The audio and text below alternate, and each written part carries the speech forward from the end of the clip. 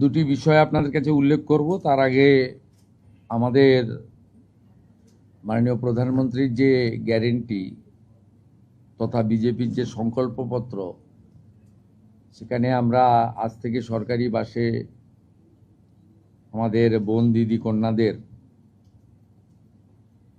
Free বাস services ইতিমধ্যে চালু করেছি এবং সর্বত্র আমাদের নারী শক্তির শুভেচ্ছা এবং শুভাশিস আমাদের এই সরকারের উপরে বর্ষিত হচ্ছে। অন্নপূর্ণা যোজনা নিয়েও কিছু বিভ্রান্তি, কিছু মিথ্যা প্রচার গত 2-3 দিন ধরে যারা চালিয়েছিলেন, এখন তারা নিজেরাই বিভিন্ন জায়গায় ফর্ম ফিল আপ করার জন্য এগিয়ে এসেছেন এবং জনগণও সহযোগিতা করছে। আমরা এর আগে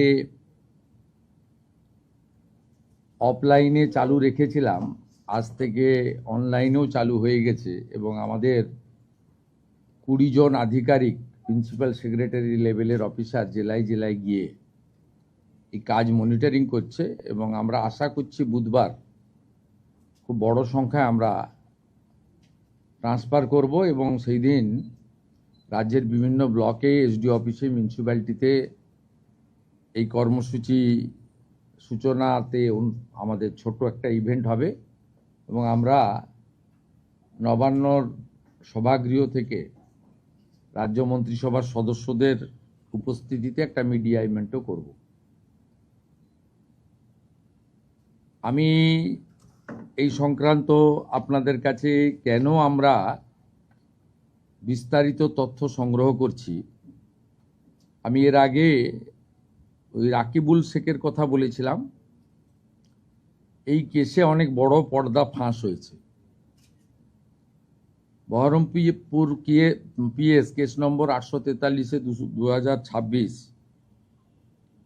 এখানে এখনো পর্যন্ত 22টা ফলস অ্যাকাউন্ট পাওয়া গেছে, যেখান থেকে মহিলারা নয়, পুরুষরা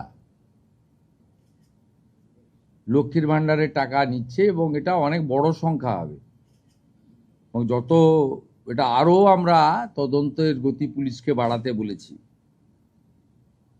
22টা অ্যাকাউন্টের মধ্যে 1 account is linked to Rakibul Sheikh. 15টা অ্যাকাউন্ট পাওয়া গেছে মুস্তাফিজুর রহমান এবং তার স্ত্রী তুহিনা।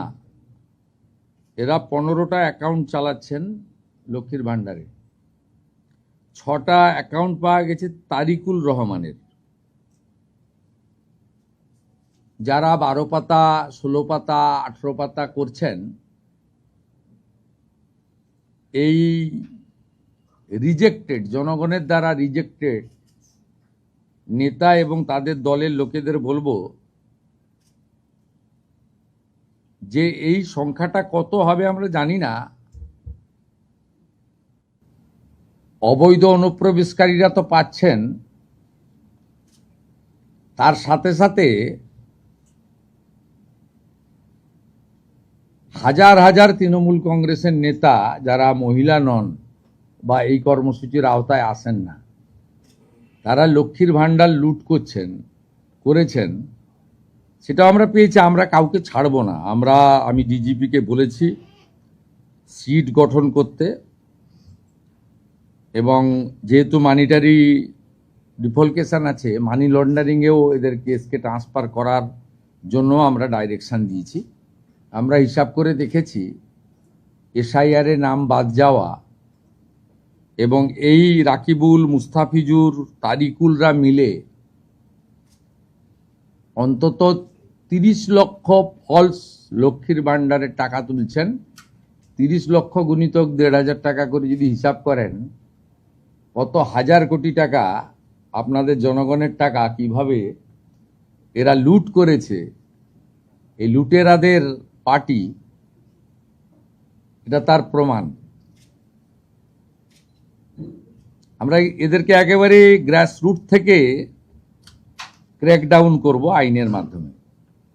আমি এই প্রসঙ্গে পশ্চিমবাংলার সমস্ত জনগণকে, বিজেপি কর্মী সমর্থকদের অনুরোধ করব, কোথাও আইন হাতে তুলে নেওয়ার দরকার নেই। সরকারের উপরে ভরসা রাখুন।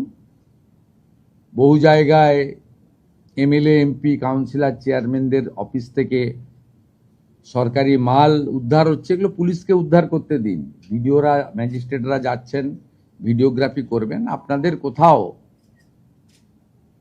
কার্যত উঠে যাওয়া একটা পার্টি, ফলতা উপনির্বাচনে চতুর্থ হওয়া পার্টি,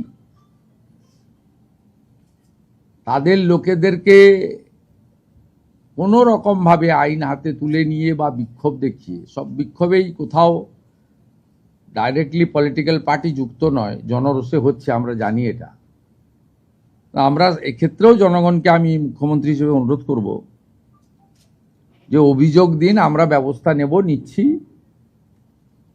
আপনারা আইন হাতে তুলে নেবেন না, কোনো প্রয়োজন নেই এটা করার, যাতে এই ধরনের বিচ্ছিন্ন ঘটনা বা সস্তার প্রচার ওরা না পায়। এটা আপনাদের দেখতে হবে। এখানে আইনের শাসন প্রতিষ্ঠা হয়েছে, ভারতীয় ন্যায় সংহিতাতে পুরো বলা আছে কি করা যাবে, আমরা সেটা করব। এবং সবাই তো বদলে গেছেন, আপনারা দেখছেন, প্রশাসন, পুলিশ, এত সক্রিয়তা, আপনাদের মিডিয়াও অনেকটা বদলে গেছে। এই বদলটাই মানুষ চেয়েছিলেন, শুধু মুখের বদল, নামের বদল, দলের বদল নয়, ব্যবস্থার বদলও চেয়েছিলেন। অনেকটা হয়ে গেছে, কিন্তু এক মাসও হয়নি, 3টে সপ্তাহ পেরিয়ে 4র্থ সপ্তাহে এত তাড়াতাড়ি এর থেকে বেশি কিছু করা সম্ভব বলে আমার মনে হয় না। আরেকটা, গত কয়েকদিন ধরেই মাঝে মাঝে ব্রেকিং নিউজ আপনারা দেখাচ্ছেন, সিআইডি অমুকের বাড়ি তমুকের বাড়ি। এটাতে বিজেপি বা সরকারের কোনো রোল নেই। আপনাদের বলছি, 9 মে মাননীয় স্পিকার পশ্চিমবঙ্গ বিধানসভা রথীন্দ্রনাথ বোসকে আঞ্চলিক দল তৃণমূল কংগ্রেসের সর্বভারতীয় সাধারণ সম্পাদক, তিনি একটি চিঠি লেখেন যে শোভনদেব চট্টোপাধ্যায়কে লিডার অফ অপোজিশন, এরা আইনও জানে না, ডেপুটি লিডার আইনে নেই, এলওপি আছে আর হুইপ আছে, তাকে লিখে দিয়েছেন। অসীমা পাত্র, নয়না বন্দ্যোপাধ্যায় ডেপুটি লিডার, ফিরাদ হাকিম আর চিফ হুইপ। 9 মে। 18 মে স্পিকারের নির্দেশে principal secretary West Bengal legislative assembly,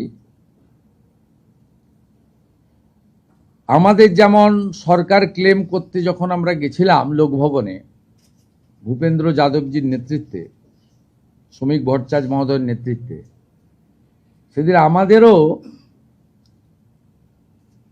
আমাদের যে কনভেনশন সেন্টারে মাননীয় অমিত শাহজি এবং মাননীয় মোহন মাঝির উপস্থিতিতে রেজুলেশন হয়েছিল, সেই মিনিটসও জমা দিতে হয়েছে। এর আগে 21-এও আমাকে যখন এলওপি হতে হয়, তখন সেখানেও রেজুলেশনের কপি জমা দিতে হয়েছে। 18 মে প্রিন্সিপাল সেক্রেটারি আঞ্চলিক দলের সর্বভারতীয় সাধারণ সম্পাদককে মিনিটস বা রেজুলেশন জমা দেওয়ার জন্য চিঠি করেন। 20 মে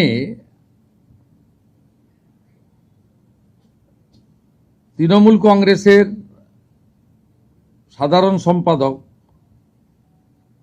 তিনি একটা রেজুলেশনের কপি পাঠান, 70 জনের এমএলএ সই করা। 27/5 2জন এমএলএ এই যে রেজুলেশনের কপি, এতে ব্লক লেটারে 10 জনের নাম লেখা আছে। ব্লক লেটারে তো হয় না।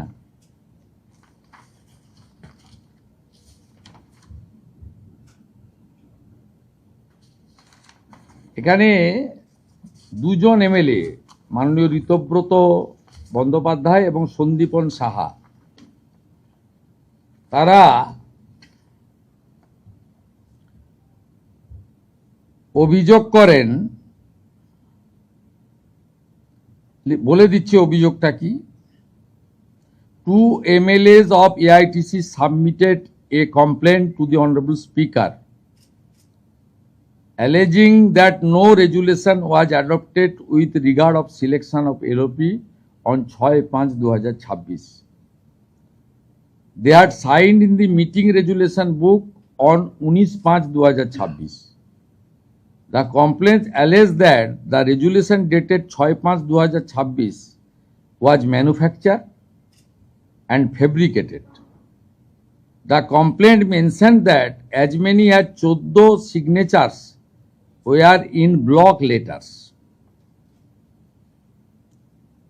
টিএমসির দুজন এমএলএর অভিযোগের ভিত্তিতে স্পিকারের নির্দেশে প্রিন্সিপাল সেক্রেটারি হেয়ার স্ট্রিট থানায় একটি এফআইআর করেন এবং হোম সেক্রেটারির নির্দেশে আমার অনুমোদনে পুলিশ মন্ত্রী হিসেবে এটাকে সিআইডিতে দিয়ে দেয়। সিআইডি 13 জন এমএলএকে ইনভেস্টিগেট করে with video photography and signature verification করার জন্য সরকারি লোককে সাথে নিয়ে বাহারুল ইসলাম এমএলএ ক্যানিং, চন্দ্রনাথ সিনহা এমএলএ বোলপুর, অরূপ রায় এমএলএ হাওড়া মধ্য, Tapas Maiti MLA Domjur, Nayana Banerjee MLA Chowringhee, Tapas Mondal MLA Raidighi, Subhashis Das MLA Maheshtala, Torab Hossain মণ্ডল এমএলএ কুমারগঞ্জ, দীনেন রয় এমএলএ খড়গপুর গ্রামীণ, Kunal Ghosh MLA Beleghata, Abdul Aziz MLA Lalgola, তসিফুর Rahman MLA Basirhat উত্তর, আব্দুল মতিন এমএলএ হাড়োয়া। এদের মধ্যে একজন এমএলএ এলাকায় না থাকার জন্য তার সঙ্গে মিট করতে পারেনি, সমর মুখার্জি রতুয়া। তিনি নেই, পরে তাকে সিআইডি কথাবার্তা বলবে ওনার টাইম মতো, উনি ফিল্ডে বা কোথাও কাজে গেছেন। এদের মধ্যে 3 জন এমএলএ বাহারুল ইসলাম, অরূপ রায় এবং সুভাষিস দাস, তারা ভিডিওগ্রাফি এবং সিআইডিকে বলে সই আমাদের নয়। এর মধ্যে বাহারুল ইসলাম ক্যানিং পূর্ব, তিনি বলেন he was present at his residence and ভাঙড়। উনি কলকাতাতেও আসেননি। এদের যে হেরে যাওয়ার পরে চুরির অভ্যাস কাটেনি, যে স্ট্যাম্প ভেটারান চোর এরা, এত প্রতিষ্ঠিত চোর, এটা তো দেখা যায় নিজের দলের এমএলএদের সই জাল করেন এবং 3 জন এমএলএ সেটা কনফেস করে সিআইডির সামনে, হ্যান্ডরাইটিং এক্সপার্ট এবং ভিডিওগ্রাফির সামনে। তারা কেন ফাঁসবেন? মালের দায়িত্ব আরোহীর, কেন ফাঁসবেন তারা বেচারিরা বলুন?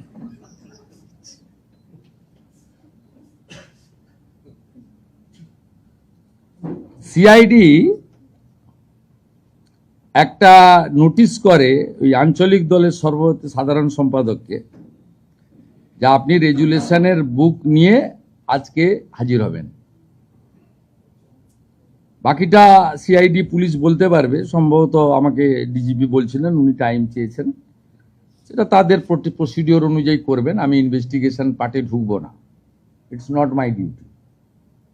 তো যেহেতু ব্রেকিং নিউজ আসছে, অভিযোগ করছে, আমি দেখছিলাম মাননীয় নয়না বন্দ্যোপাধ্যায় বলছেন, আমি অবাক হয়ে গেছি, আমি সই করিনি কিন্তু আমার বাড়িতে।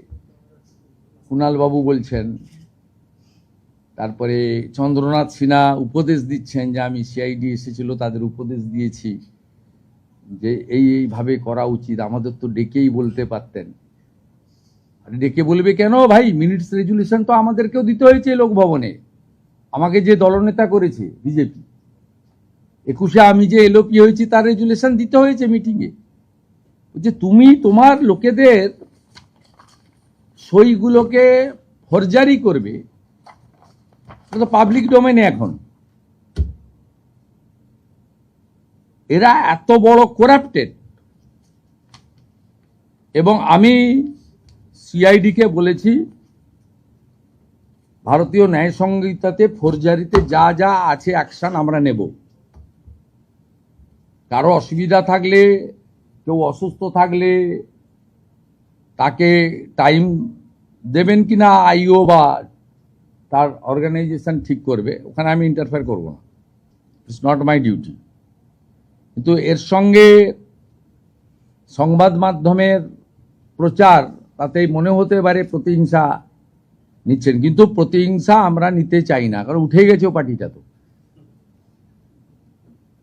পার্টিটা উঠে গেছে। আমি তো কোনোদিন দেখিনি প্রতিদ্বন্দ্বী প্রার্থী ভোটের আগেই বলছেন যে আমি লড়ব না, মানে কার্যত পার্টিটা উঠে গেছে। এবং কালকেও টিভিতে দেখছিলাম যে 80-র মধ্যে 17 আপনারা রিলে করছিলেন ওই ওয়ানডে ম্যাচের মতো, এক্ষুনি 14 হলো, বেড়ে হলো 15, তারপরে আবার খানিকক্ষণ পরে বললেন 16 হলো, তার লাস্টে 17তে আটকে গেলেন, আর বাড়ছে না।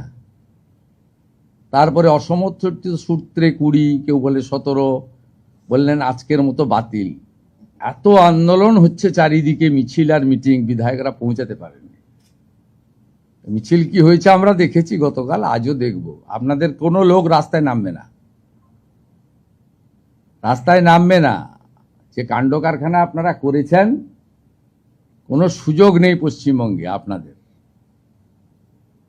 অতএব আপনাদের মাধ্যমে আমরা বলতে চাই যে বর্তমান রাজ্য সরকার আমাদের কোনো এজেন্ডার মধ্যেই নেই ওরা। আপনার দলের এমএলএরা লিখিত অভিযোগ করেছে, আপনাদের দলের লিখিত অভিযোগের ভিত্তিতে এফআইআর হয়েছে, এখানে সচিবেরও কোনো রোল নেই, স্পিকারেরও কোনো রোল নেই। আপনাদের দলের 14 জনের সই ব্লক লেটারে আপনারা করেছেন, যেটা ওনাদের সই নয়। 13 জনের মধ্যে 3 জন কনফেস করে দিয়েছে, বাকিরাও এদিক ওদিক করে বলেছে, যা বলেছে আইও জানে, প্রয়োজন হলে কোর্টে কেস ডায়েরি জমা দেবে। কিন্তু আমি পরিষ্কারভাবে বলতে চাই, এই তঞ্চকতা, এই প্রতারণা, এই ধরনের সই দুর্নীতি নিজের দলের বিধায়কদের সঙ্গে নিজেরা যেটা করেছেন, নীতি নৈতিকতার প্রশ্ন তো আলাদা। আমরা আমাদের পুলিশ, রাজ্যের পুলিশ, বিএনএস এর অন্তর্গত যা করার করবে, এবং যারা তদন্তে সহযোগিতা করবেন নিশ্চয়ই তাদের কথা তদন্তকারীরা একরকম ভাববেন, আর যারা তদন্তে অসহযোগিতা করবেন তাদের জন্য আইনে যা আছে তাই হবে। এর কোনো রকম এই সরকার, যে সরকার আইনের শাসন প্রতিষ্ঠা করেছে, শাসকের আইন নয়, সেখানে আপনাদের কেউ যারা এই অবৈধ কাজ করেছেন, সই চুরি করেছেন, ছাড় পাবেন না। এটা খুব স্পষ্টভাবে আমি আপনাদেরকে জানিয়ে দিতেছি।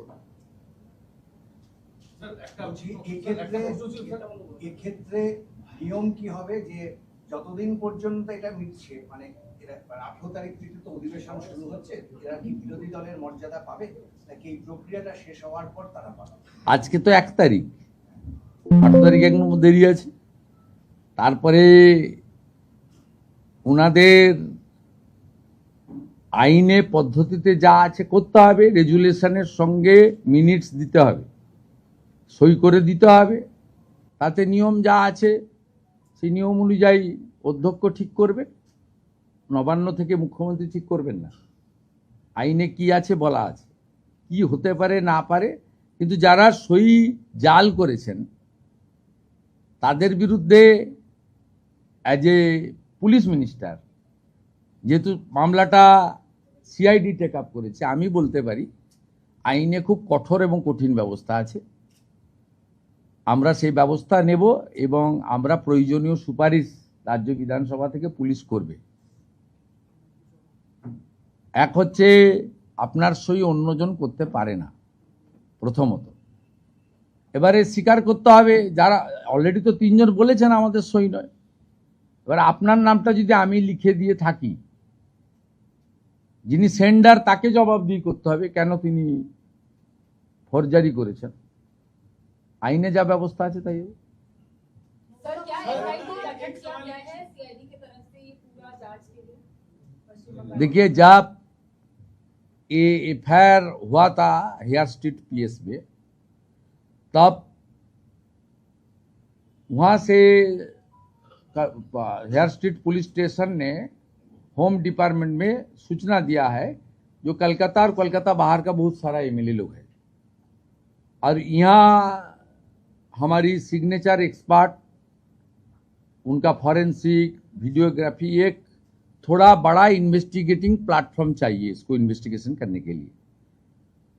हम लोग बहुत ट्रांसपेरेंट तरीके से भारतीय न्याय संहिता का अंदर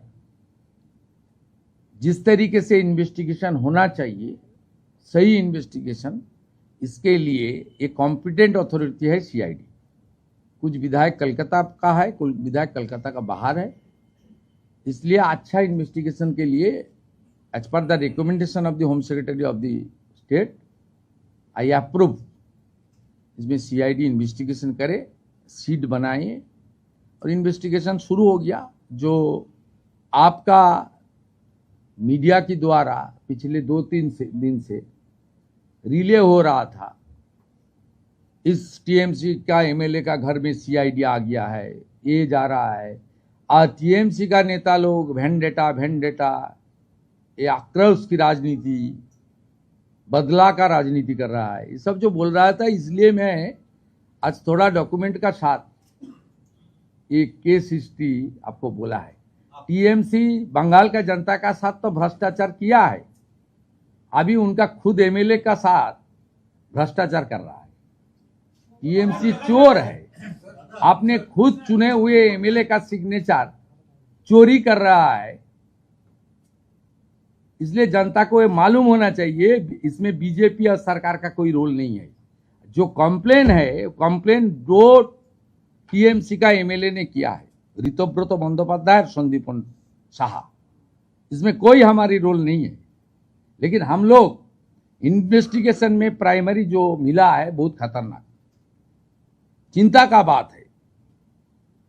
एक रजिस्टर्ड पॉलिटिकल पार्टी जो 15 साल सरकार चलाया, उन्होंने अपने खुद एमएलए का सिग्नेचर फॉल्स करके भेज रहा है असेंबली के अंदर, जो हमारी मंदिर है, गणतंत्र का मंदिर है, वहां भेज रहा है। ये बहुत बंगाल के लिए बहुत चिंता का बात है। স্যার কংগ্রেস के सांसद के खिलाफ विरोध हो रहा है सर। আগের দিনে যারা মারা গেছিলেন এবং এসআইআর সমস্ত নিয়ে 30 লক্ষ বাদ গেল, আজকে জানা গেল যে 30 লক্ষ আরো ভুয়ো রয়েছে। তাহলে কি অ্যাপ্রক্সিমেটলি তাহলে ওই 30 লক্ষ বাদ দিয়ে আরো 30 লক্ষ এরকম পাওয়া গেছে, যাদের 60 লক্ষ হলো। না না, ওটাতে এসআইআরে আপনি ফর্মে দেখবেন প্র্যাকটিক্যালি 3টে পৃষ্ঠা ফিল আপ করতে হচ্ছে, বাকিগুলো ট্রাইব্যুনালে যার নাম আছে তার একটা পৃষ্ঠা আছে, সিএতে অ্যাপ্লিকেন্টের আছে, কাস্টের আছে, ওগুলোতে কার্যত কিছু নেই, এগুলো তো করছেন। দেখুন, সরকারের মানে জনগণের 36,000 টাকা বছরে দেবে। আপনি 20 টাকার ঢেঁড়স কিনতে গেলেও টিপে দেখেন, আর 36,000 টাকা বছরে দেবে, সহযোগিতা করুন না। আর এই যে তারিকুল, হাজিকুল, রফিকুল, কৃষি সব নাম আছে, না না, এই নামগুলো বিখ্যাত নাম সব, রাকিবুল, মুস্তাফিজুর, আর কি সব নাম রয়েছে, তারিকুল, এই যে 22টা অ্যাকাউন্ট, ই তো হিমশৈলের চূড়া মাত্র। শুধু জঙ্গিপুর ব্লকেই আমরা 3,000 বের করব। আমি আপনাকে বলছি, ভয়ঙ্কর চিত্র আছে।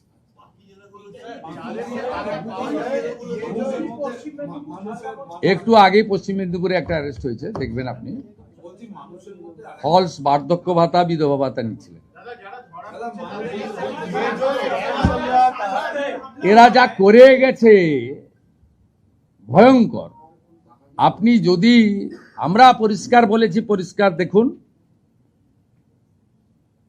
উচিত প্রাপকরা প্রত্যেকে পাবেন, তাড়াহুড়া একদম করবেন না। আমরা বুধবার থেকেই ট্রান্সফার করতে শুরু করব এবং প্রতি 7 দিন অন্তর সংশ্লিষ্ট মন্ত্রী বা আমাদের সরকার আপনাদের ব্রিফ করে দেবে যে কত ভেরিফাইড হলো। এখনই তো ধরুন ডেলি 2 লক্ষের বেশি ভেরিফাইড হয়ে যাচ্ছে, মানে জমাটা আমি বলছি না, ভেরিফিকেশন আমরা করে নিচ্ছি, একদম জেনুইন লোকজনের লিস্টই এসে যাবে। কিন্তু যারা ভোটারে এসআইআরে যাদের নাম বাদ গেছে তাদের মধ্যে সিএ অ্যাপ্লিকেন্ট এবং অ্যাডজুডিকেটেড ট্রাইব্যুনালে যারা আপিল করেছেন তাদেরকে আমরা আপাতত কনসিডার করব যতক্ষণ না পর্যন্ত ট্রাইব্যুনাল বা সিএতে নিষ্পত্তি না হয়। যে ভোটারই নয় সে কি করে সামাজিক ভাতা পেতে পারে? টাকাটা তো আপনার, টাকাটা তো কোনো পার্টির ব্যক্তির নয়। আপনি করলেন মহিলাদের জন্য, তারিকুল রাকিবুলের জন্য তো নয়, চন্দ্রকোনার টিএমসি নেতা উত্তম সাহুর জন্য তো নয়। এইখানেই আমাদের সরকারের নীতি এবং উদ্দেশ্য। তা তো ভাবে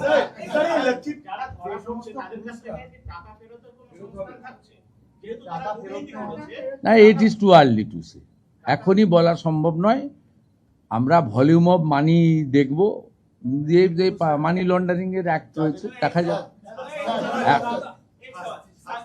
শাস্তি কারা পাবে? যারা নিচ্ছে তারা পাবে, বা নিয়েছে তারা পাবে, না যারা এর জন্য দায়ী, মানে আধিকারিকদের দোষ দেবেন কেন? কিছু আধিকারিক ইনভলভ, ঠিক আছে, কলকাতা কর্পোরেশন থেকে হয়েছে এগুলো, জঙ্গিপুরেরটাও এখানে হয়েছে।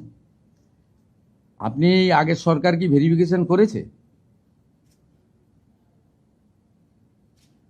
2 জন লিখে দিয়েছে ইনি ইমাম, উনার কোনো ধর্মীয় প্রতিষ্ঠান নেই, কোনো মসজিদে উনি অ্যাটাচ নন, তাকেও ইমাম ভাতা দেওয়া হয়েছে। আপনার এই লক্ষ্মীর ভান্ডারে ভেরিফিকেশন হয়েছে? যুবশ্রীতে ভেরিফিকেশন হয়েছে? আপনি 10 পাসকে দিয়েছেন তো?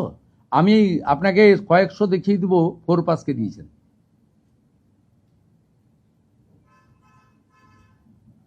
আজকে পশ্চিম মেদিনীপুরে অ্যারেস্ট হয়েছে একটা পুরুষ, সে বিধবা ভাতা পাচ্ছে।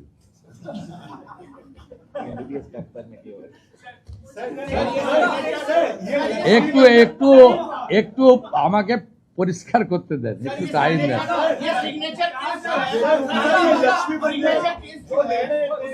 जो एमएलए का स्पेसिफिक एलिगेशंस है उनमें से कोई ऐसे टीएमसी नेता या कोई फॉर्मर सीएम किसी का बात आया है कि इन्होंने किया है? वो मेरा पता नहीं है, investigating agency will speak, IO will speak.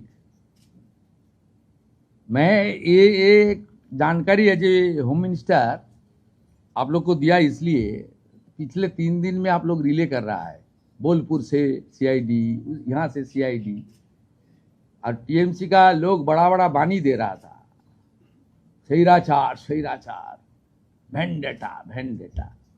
ये अपने जाल में आपने खुद फंस गया ना,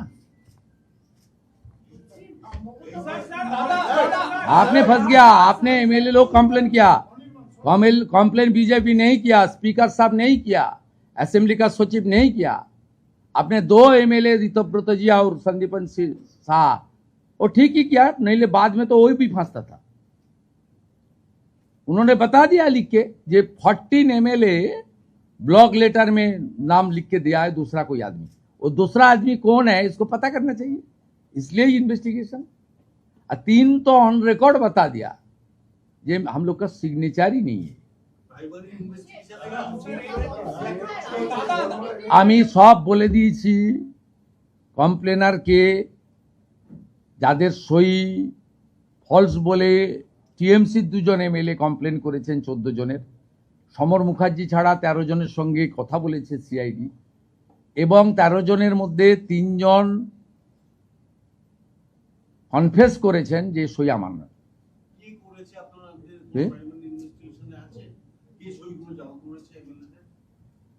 আপনি খোঁজ নিন, সব চোরেদের পাঠশালা কালীঘাটের টালির চালা।